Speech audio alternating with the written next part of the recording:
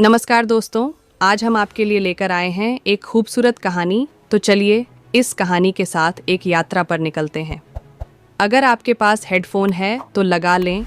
महात्मा बुद्ध के शिष्य प्रतिदिन की भांति उनका प्रवचन सुनने उनकी प्रतीक्षा कर रहे थे। कुछ ही देर में बुद्ध पधारे। शिष्यों ने देखा उनके हाथ में एक रस्सी है। वे आश्चर्य से बुद्ध को देखने लगे कि वहाँ रस्सी लाने का क्या प्रयोजन। बुद्ध ने आसन ग्रहण किया और बिना कुछ कहे रस्सी में गांठ लगाने लगे। शिष्य अब भी उन्हें आश्चर्य से देख रहे थे। उन्होंने रस्सी में 3 गांठें लगाई और उसे शिष्यों को दिखाते हुए पूछा, आप सब मेरे हाथ में ये रस्सी देख रहे हैं। आपके सामने ही मैंने इसमें 3 गांठें लगाई। अब मैं आपसे पूछता हूँ कि क्या ये वही रस्सी है जो गांठें लगाने के पूर्व थी? एक शिष्य खड़ा हुआ और बोला, तथागत, मैं इस रस्सी को भिन्न भिन्न दृष्टिकोणों से देखूं तो आपके प्रश्न के भिन्न उत्तर पाता हूँ। एक दृष्टिकोण से लगता है कि रस्सी में 3 गांठें लगने से इसका स्वरूप परिवर्तित हो गया है। दूसरे दृष्टिकोण से लगता है कि रस्सी में कोई परिवर्तन नहीं हुआ है, इसका मूल स्वरूप तो वही है, ये आखिर है तो रस्सी ही। बुद्ध बोले, सही कहा, अब मैं इन गांठों को खोल देता हूँ। ये कहकर वे रस्सी के दोनों छोरों को पकड़कर खींचने लगे। शिष्य ने उन्हें रोकते हुए कहा, तथागत, ये आप क्या कर रहे हैं? इस तरह तो खुलने के बजाय गांठें और कस जाएंगी, तब इन्हें खोलना और कठिन हो जाएगा।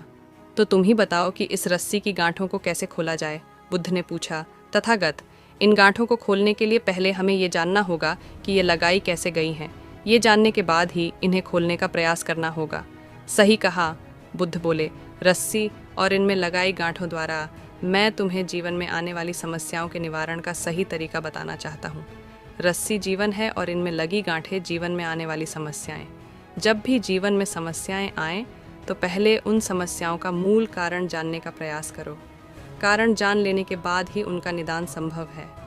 लोग ये जानने का प्रयास ही नहीं करते कि समस्या उत्पन्न कैसे हुई और उसका समाधान खोजने में लग जाते हैं। प्रायः मेरे पास समस्याएं लेकर आने वाले पूछते हैं, मुझे अत्यधिक क्रोध आता है, इसका निदान बताइए। वे कभी जानने का प्रयास ही नहीं करते कि उन्हें क्रोध क्यों आता है। वे अहंकार समाप्त करना चाहते हैं, किंतु कभी ये जानने का प्रयास ही नहीं करते कि उनमें अहंकार उत्पन्न कैसे हुआ। बिना समस्या का मूल जाने उनका निदान संभव नहीं।